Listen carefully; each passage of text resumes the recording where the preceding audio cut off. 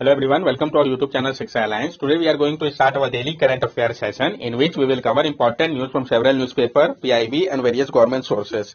So let's begin our session. Our first topic is Extended Reality Startup Program. तो हम जानेंगे Extended Reality Startup Program के बारे में. PIB की न्यूज इंपॉर्टेंट हो जाता है. तो MITI Startup, an initiative of MITI and Meta, parent company of Facebook, shortlist 120 startup and innovator for the Extended Reality Startup Program. जो मिस्टी का स्टार्टअप हब है जो कि एक इनिशिएटिव है मिटी का ही, और मेटा जो कि पेरेंट कंपनी है फेसबुक का, उसने शॉर्टलिस्ट किया है 120 स्टार्टअप को और इनोवेटर को एक्सटेंडेड रियलिटी स्टार्टअप प्रोग्राम के लिए. Extended Reality Startup Program started last year is a collaboration between MSH and Meta to discover, nurture and accelerate extended reality technology startup and innovator across India. जो आपका Extended Reality Startup Program है जिसको start किया गया था last year, ये collaboration है MSH Meta के बीच में ताकि डिस्कवर किया जा सके, नर्चर किया जा सके और एक्सेलरेट किया जा सके एक्सटेंडेड रियलिटी टेक्नोलॉजी स्टार्टअप को और इनोवेटर को भारत के लिए. Extended Reality Startup Program include an accelerator for 40 early age startup and a grand challenge aimed toward boosting the emerging tech ecosystem in the country. जो आपका Extended Reality Startup Program है ये include करता है accelerator को 40 early startup के लिए और एक ग्रांड चैलेंज को जिसका मकसद है बूस्ट करना इमर्जिंग टेक इकोसिस्टम को कंट्री के लिए. What is extended reality? ये एक्सटेंडेड रियलिटी है क्या? Extended reality is the combination of human and computer generated graphic interaction which is in reality as well as in the virtual environment. जो extended reality आपका ये combination है human और computer generated graphic interaction का जो कि reality में और साथ साथ वर्चुअल एनवायरनमेंट में है. In basic term, extended reality is a superset of augmented reality, virtual reality and mixed reality. और बेसिक टर्म में अगर हम बात करें तो एक्सटेंडेड रियलिटी जो है वो सुपरसेट है augmented reality AR, virtual reality VR और मिक्स्ड रियलिटी MR का. ये आप यहाँ पे समझ सकते हैं. रियल लाइफ में ये रियल फिजिकल लाइफ होता है जैसे हम इर्द गिर्द घूमते हैं वर्ल्ड में, ये डिजिटल नहीं हुआ. ऑगमेंटेड रियलिटी क्या हो गया? तो ये जो टेक्नोलॉजी है जो कि ओवरलेस करेगा डिजिटल इंफॉर्मेशन को रियल वर्ल्ड के साथ. मिक्स रियलिटी क्या करेगा? ये मर्ज करेगा दोनों ही रियल वर्ल्ड और डिजिटल वर्ल्ड को. और वर्चुअल रियलिटी क्या है? ये आपका इमर्जिंग करेगा कंप्लीटली डिजिटल वर्ल्ड को. ये सारा ये आपका एक्सटेंडेड रियलिटी पे. नेक्स्ट टॉपिक है हमारा HSTDV, hypersonic technology demonstrator vehicle. तो जानेंगे हम इसके बारे में. India DRDO tested its own hypersonic technology demonstrator vehicle powered by scramjet Indian. तो जो इंडिया के DRDO है, डिफेंस रिसर्च डेवलपमेंट ऑर्गेनाइजेशन, उन्होंने टेस्ट किया है इसके खुद के हाइपरसोनिक टेक्नोलॉजी डेमोन्स्ट्रेटर व्हीकल को जिसको पावर किया गया था स्क्रैमजेट इंडियन की मदद से. There is an ongoing race among China, Russia and US to manufacture maneuverable hypersonic weapon that fly over 5 times the speed of sound and can negate missile defense system. एक race चल रहा है China, Russia, US सब के बीच में कि वो manufacture करे मैन्यूरेबल हाइपरसोनिक वेपन को जो कि फ्लाई करे 5 टाइम अधिक स्पीड से साउंड के और ये नेगेट कर सके मिसाइल डिफेंस सिस्टम को. तो इसी को ध्यान में रखते हुए इंडिया के DRDO ने टेस्ट किया है खुद के हाइपरसोनिक टेक्नोलॉजी डेमोन्स्ट्रेटर व्हीकल को. DRDO के बारे में हम जान ले. The Defense Research and Development Organization, established in 1958, is the premier agency under the Department of Defense Research and Development in the Ministry of Defense, charged with the military research and development, headquartered in Delhi, India. जो DRDO है, defence research development organisation, जिसको establish किया गया था 1958 में, ये premiere agency है department of defence research and development के अंतर्गत आता है मिनिस्ट्री ऑफ डिफेंस के. इसका काम है मिलिट्री रिसर्च और डेवलपमेंट. इसका हेडक्वार्टर है दिल्ली में भारत के. ये आप देख सकते हैं जो स्क्रैमजेट इंजन की बात कही गई थी. तो ये जो आपका लास्ट में है इनलेट बॉडी, उसके down side supersonic compression, fuel injection, combustion, nozzle और ये आपका हो गया सुपरसोनिक एग्जॉस्ट. तो स्क्रैमजेट इंजन के बारे में हम जान ले पहले.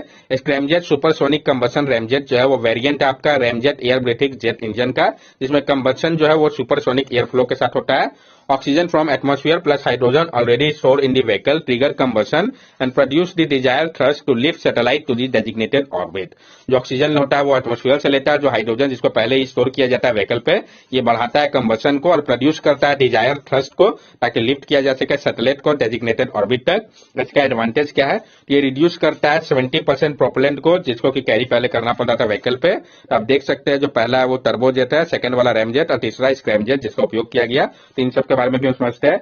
Turbofan engine is a jet engine variant in which a turbofan forces more air into the engine cylinder, which added to some extra fuel means more power can be created in the cylinder. जो turbofan engine होता है ये jet engine का ही variant है जिसमें turbo जो fan है वो फोर्स करता है ज्यादा एयर को इंजन के सिलेंडर की ओर, जिसके कारण कुछ एक्स्ट्रा फ्यूल क्रिएट होता है जिससे और ज्यादा पावर बनता है जो कि क्रिएट होता है सिलेंडर पे. रेमजेट या एरो थर्मोडायनेमिक थ्रस्ट जो है ये आपका फॉर्म है एक एयर ब्रीथिंग जेट इंजन का, जो कि उपयोग करता है फॉरवर्ड मोशन का इंजन का प्रोड्यूस करने के लिए थ्रस्ट को। और स्क्रैमजेट जो है वो आपका एडवांस फॉर्म है रेमजेट इंजन का ही, इसका एक एडवांस फॉर्म है जिसका उपयोग किया गया है। नेक्स्ट टॉपिक है हमारा breast cancer, more insight on how hormonal therapy work. तो हम जानेंगे ब्रेस्ट कैंसर के बारे में, उसका ये भी समझेंगे कि किस तरीके से हार्मोनल थेरेपी जो है ये काम करता है।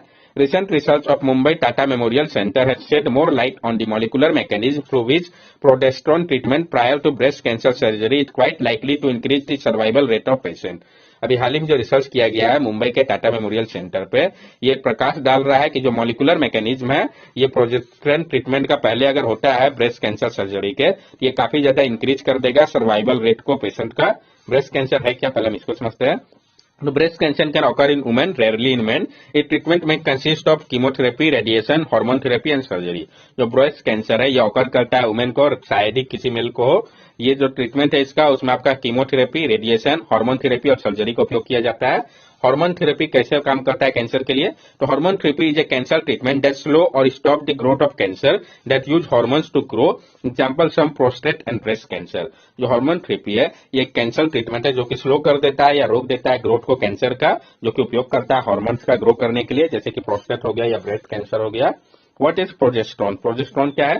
Progesterone is an endogenous steroid and progesterone sex hormone involved in the menstrual cycle, pregnancy and embryogenesis of human and other species. जो प्रोजेस्ट्रॉन है आपका ये एक endogenous steroid progesterone sex hormone है जो कि इन्वॉल्व है मेंस्ट्रुअल साइकिल पे, प्रेगनेंसी के लिए, एम्ब्रायोजेनेसिस के लिए, ह्यूमन या और अदर स्पीसीज पे। नेक्स्ट टॉपिक है हमारा नोबल हेलेन। तो हम जानेंगे नोबल हेलेन के बारे में।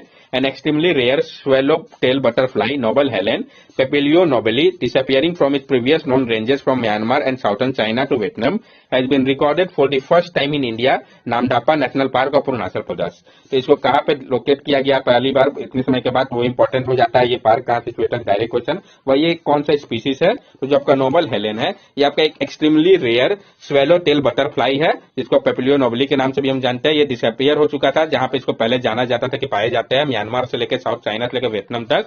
इसको रिकॉर्ड किया गया है पहली बार भारत के नामधापा नेशनल पार्क में अरुणाचल प्रदेश के। तो नामधापा नेशनल पार्क के बारे में भी हम जान लें।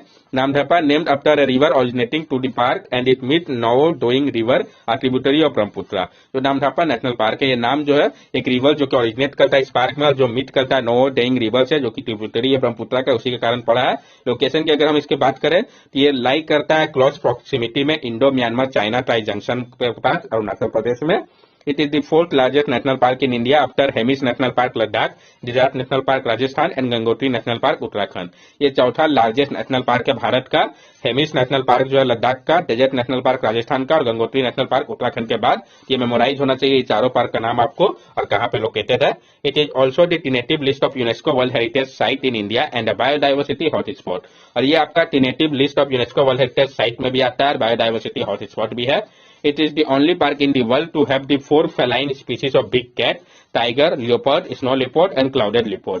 और ये एक लौटा पार्क है पूरा विश्व का जहां पे चारों फेलाइन स्पीसीज जो है बिग कैट के पाए जाते हैं। कौन कौन से, टाइगर, लियोपार्ड, स्नो लेपर्ड और क्लाउडेड लेपर्ड। कहां पे पाए जाते हैं, तो नामदफा नेशनल पार्क में। ये आपका कहां पे है तो ये आपको पता होना चाहिए। फेमस ये किस चीज के लिए है, तो नामदफा फ्लाइंग स्क्वेरल के लिए जो कि क्रिटिकल इंडेंजर स्पीसीज है, हुलॉक गिबन के लिए जो कि एक लौटा एप का स्पीसीज है जो कि पाया जाता है भारत में। ये आप देख सकते हैं इस बटरफ्लाई के स्पीसीज को। नेक्स्ट टॉपिक हमारा वीर गार्जन 2023।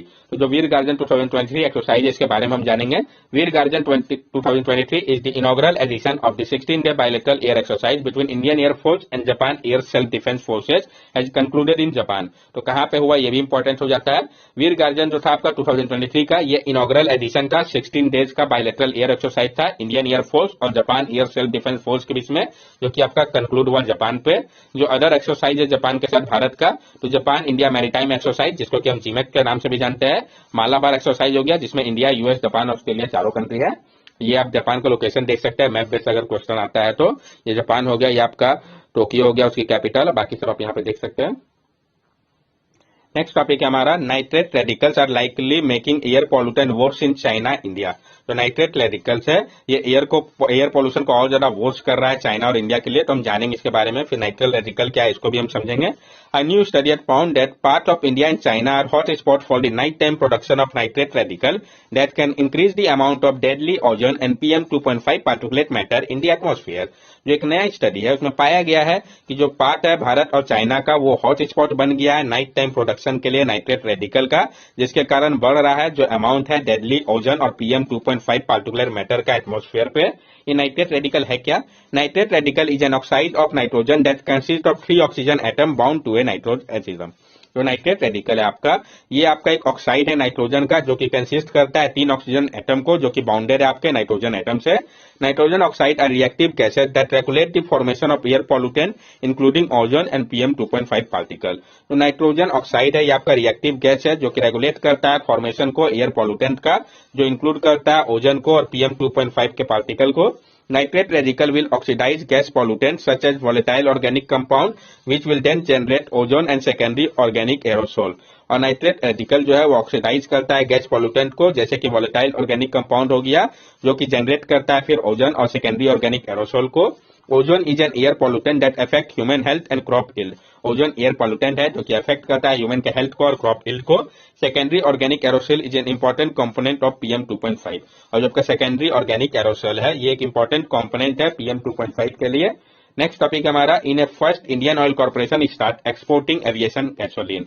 तो पहला क्या हुआ, इंडियन ऑयल कॉर्पोरेशन ने स्टार्ट किया एक्सपोर्ट करना एविएशन गैसोलीन को। तो किसने स्टार्ट किया पहली बार, ये क्वेश्चन फ्रेम किया जा सकता है। फिर ये आपका एविएशन गैसोलीन फ्यूल है क्या, ये भी इंपॉर्टेंट हो जाता है। तो Indian Oil corporation IOC has started the export of aviation gasoline for the first time by India. जो इंडियन ऑयल कॉर्पोरेशन है उसने स्टार्ट किया एक्सपोर्ट एविएशन गैसोलीन का, पहली बार भारत के द्वारा किया गया है। It is use to operate unmanned aerial vehicle and small plane. इसका उपयोग किया जाता है ऑपरेट करने के लिए अनमैन्ड एरियल व्हीकल UAV और स्मॉल प्लेन का। The beginning of fuel export marks the entry of India into an estimated $2.7 billion global market. जो स्टार्ट हुआ फ्यूल एक्सपोर्ट ये इंडिया का एंट्री कराता है एस्टिमेटेड $2.7 बिलियन ग्लोबल मार्केट पे। Currently IOC is the soul manufacturer of fuel in India. अभी क्या है, इंडियन ऑयल कॉर्पोरेशन जो है वो एक लौटा मैन्युफैक्चरर है एविएशन फ्यूल का भारत में। ये एविएशन गैसोलीन फ्यूल है क्या? Aviation gasoline is a high-octane aviation fuel with superior performance and quality standard compared to imported fuel।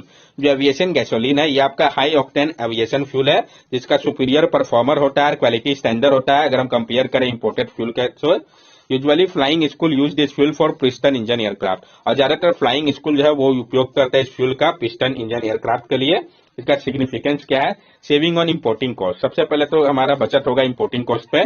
इंडाइजेनस production the gas name AV gas 100 LL will make training in domestic flying school economical for budding pilot. ये जो gas है जिसका नाम है AV gas 100 LL, ये training जो होगा domestic flying school में उसको इकोनॉमिकल बनाएगा बडिंग पायलट के लिए। Advantage in modern warfare, unmanned aerial vehicle are increasingly being used in modern warfare including in Russia in war. और ये काफी ज्यादा लिवरेज देगा, एडवांटेज देगा मॉडर्न वॉरफेयर के समय पे। जैसे कि अनमैन्ड एरियल व्हीकल जो है इसका काफी ज्यादा उपयोग किया जा रहा है मॉडर्न वॉरफेयर पे, जैसे कि आप देख सकते हैं रशिया यूक्रेन के बीच में जो वॉर चल रहा है उसमें भी इसका बहुत ज्यादा इंपॉर्टेंस हो जाता है इस कारण भी। Aviation gasoline fuel versus aviation turbine fuel, जो आपका दोनों है इसमें क्या अंतर है। एविएशन गैसोलीन जो है इसका उपयोग किया जाता है पिस्टन इंजन एयरक्राफ्ट में। इस टाइप के जो एयरक्राफ्ट है वो फ्लाई कर सकते हैं रोटेशन के साथ प्रोपेलर के, जो कि जनरेट करता है थ्रस्ट को। जबकि जो आपका जेट फ्यूल होता है जिसका उपयोग किया जाता है एयरक्राफ्ट में टरबाइन इंजन जेट पे, ये फ्लाई करते हैं थ्रस्ट के मदद से एक्सपेल करते हुए एयर को। That's all for daily current affair session. अगर आपको हमारी वीडियो अच्छी लगी हो तो हमारे चैनल सब्सक्राइब करें, हमारे वीडियो को लाइक करें और ज्यादा से ज्यादा शेयर करें। These are our social media link. From here also you can stay connected with us and give us your valuable feedback. Thank you and have a nice day.